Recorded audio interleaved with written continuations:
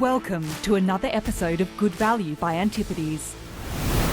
Welcome to another episode of Antipodes Magnified, our quarterly deep dive into markets and the Antipodes global portfolios. Joining me today is Portfolio Manager Graham Hay. Welcome, Graham. Hi, Alison. Graham, the first quarter saw the rest of the world outperform, particularly Europe and China, and that was on growing expectations around stimulus and also the excitement of the arrival of DeepSeek in AI. But then in the second quarter, we saw a resurgence in US equities. And that was really driven by Trump's proposed tax changes, or tax cuts, and also fading concerns around policy risk. So how are you thinking about that broader macro backdrop? Yeah, well, there's still a large degree of uncertainty, of course, around the macro backdrop. We have had a temporary stay on the worst of the tariff headlines that were announced on Liberation Day. And really, if you go back to that event, it was a major sort of shock to the market, and equity prices, having already digested the risks around DeepSeek and Chinese AI, had reset considerably lower. And that sort of set the scene for a strong recovery in US stocks during the quarter, as the worst of those tariff headlines were rolled back. Now, we still, of course, don't know the full effects of this policy agenda. There are various estimates out there around the impacts it could have on both headline inflation as well as consumption. That's by itself has kept the Fed in a wait-and-see mode on its ability to cut rates. And you also now have a bit of a drumbeat around Fed independence in the US, which certainly has implications for the bond market and risk assets in general. So, look, I think there's still reasons to be cautious on the macro. Certainly, the corporate picture below that has remained quite resilient, and I think that is what underpinned confidence in equity prices in recent sort of weeks and months. Okay, so the Mag 7 had a really strong quarter on a revival in the AI trade. Now, monetization outcomes and return on investment are still uncertain, but the market seems, certainly at this stage, still willing to look through those concerns. Do you think we could be entering another phase of very narrow market leadership? Yeah, I mean, if you look at the contributors to performance in the quarter, certainly the revival of the large cap tech names were a standout. We have seen a broadening out of participation generally over the last 12 months, in fact. But no doubt that narrative around AI is very strong. I think we're all embedded the use of these tools in our own workflow. We've all come to appreciate the potential power of the technology. And so I think it is a long-lasting dynamic that will feed through in markets.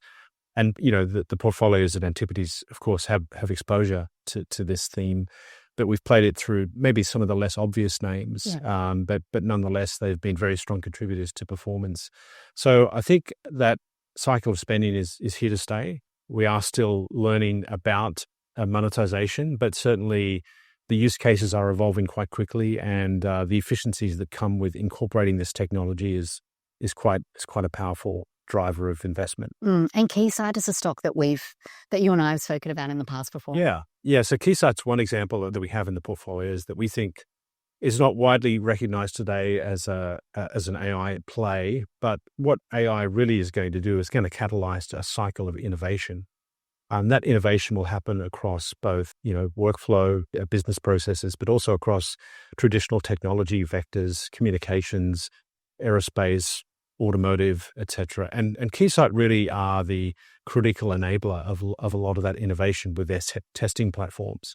The company has come out of a down cycle over the last couple of years as the previous spending cycle was digested.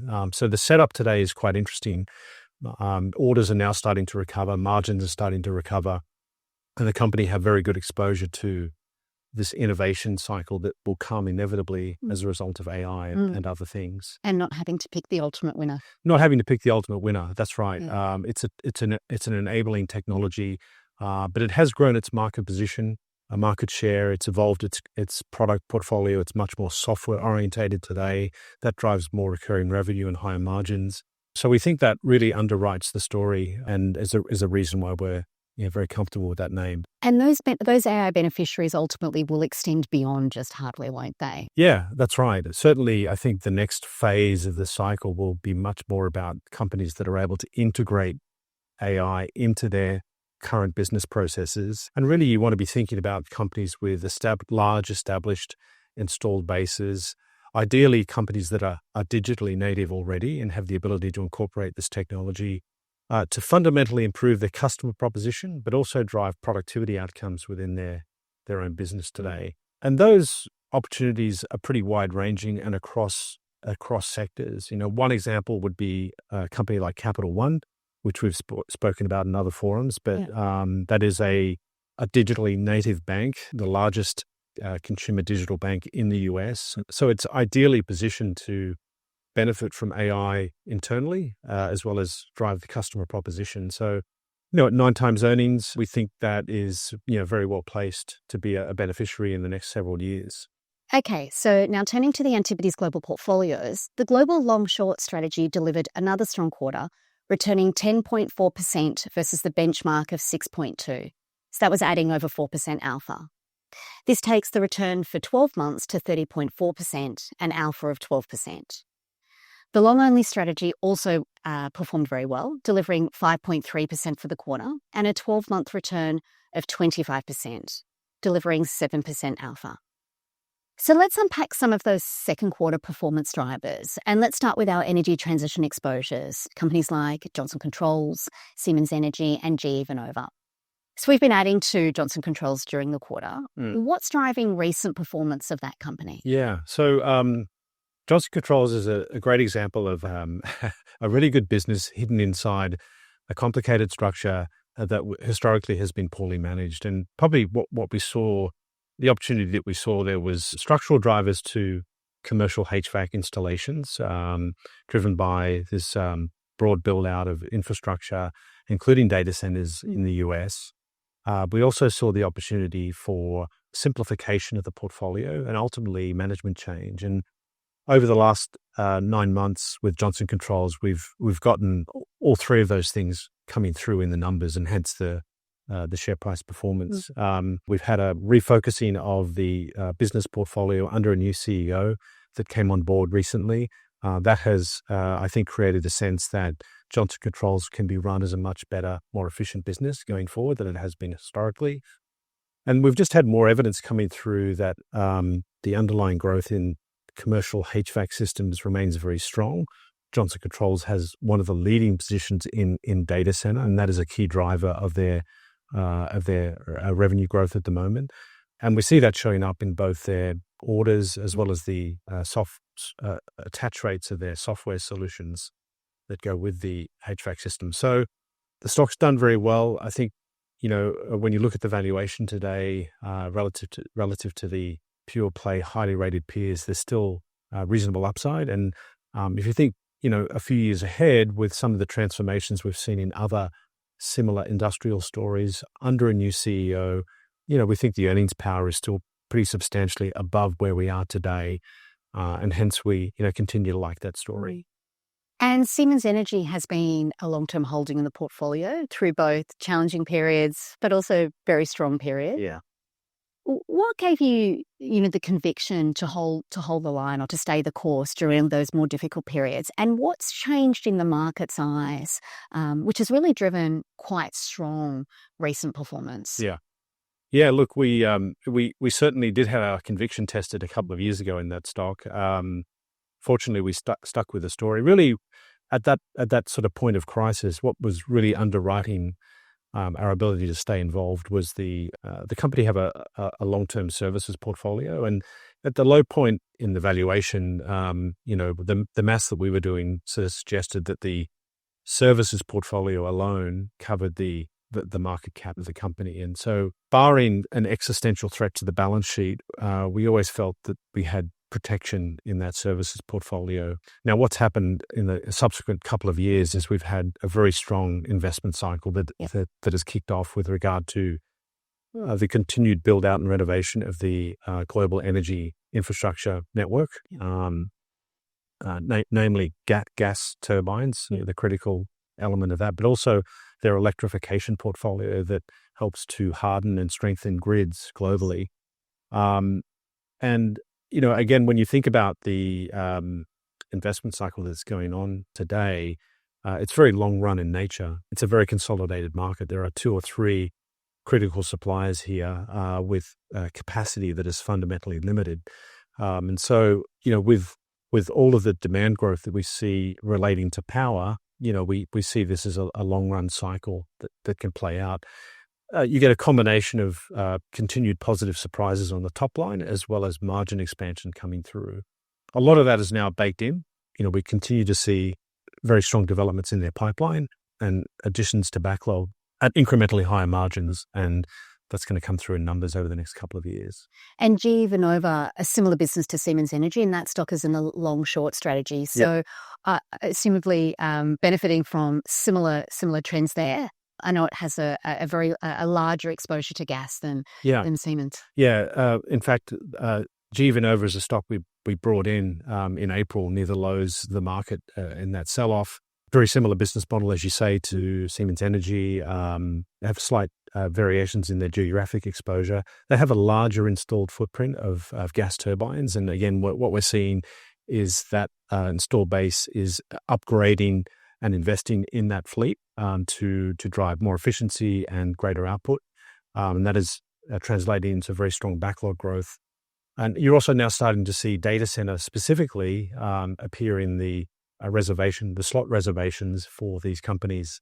That will feed into numbers later this decade, but it's starting to build into the numbers that analysts are now forecasting.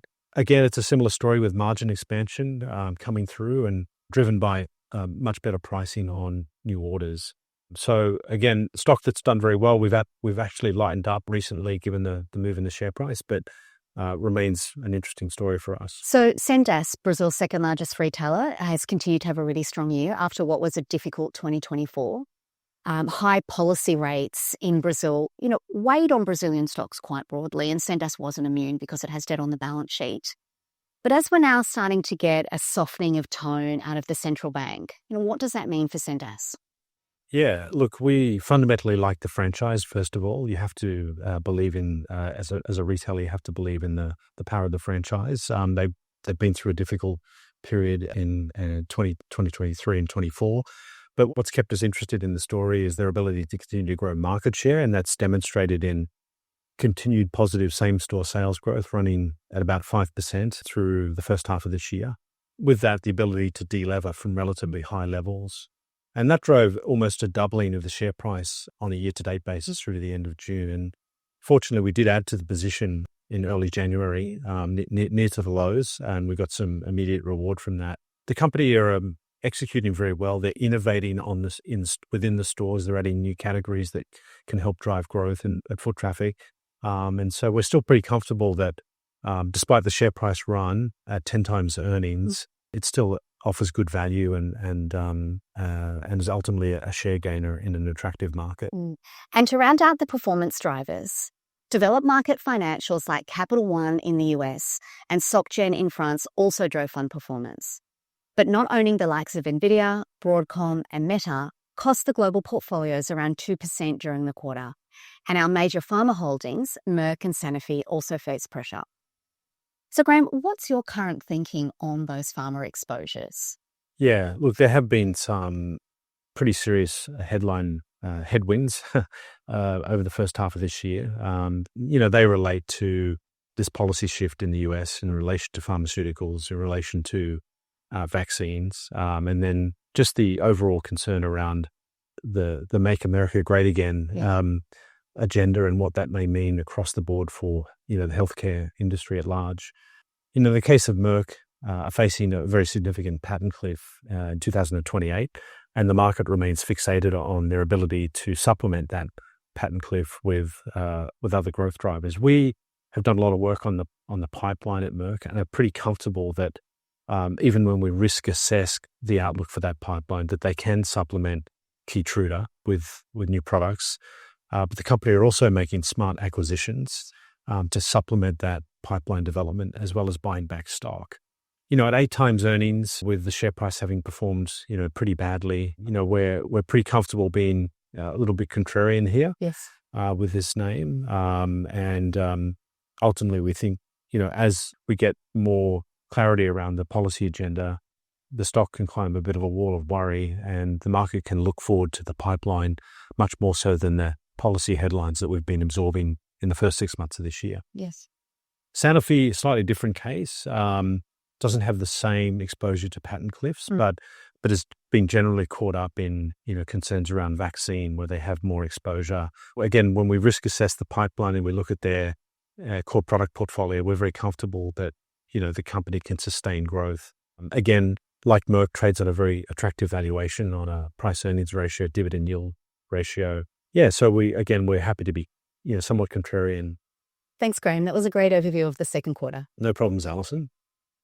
Make sure you tune into the next episode of the Antipodes Good Value podcast, where Graham and I discuss Trump's One Big Beautiful Bill, what it could mean for the US fiscal deficit, as well as a discussion on broader portfolio positioning. The content in this podcast is general information only. It is not advice of any kind and doesn't take into account your personal financial situation, objectives, or needs. You should seek professional advice before making any financial decisions. Stock commentary is illustrative only and not a recommendation to buy, hold, or sell any security.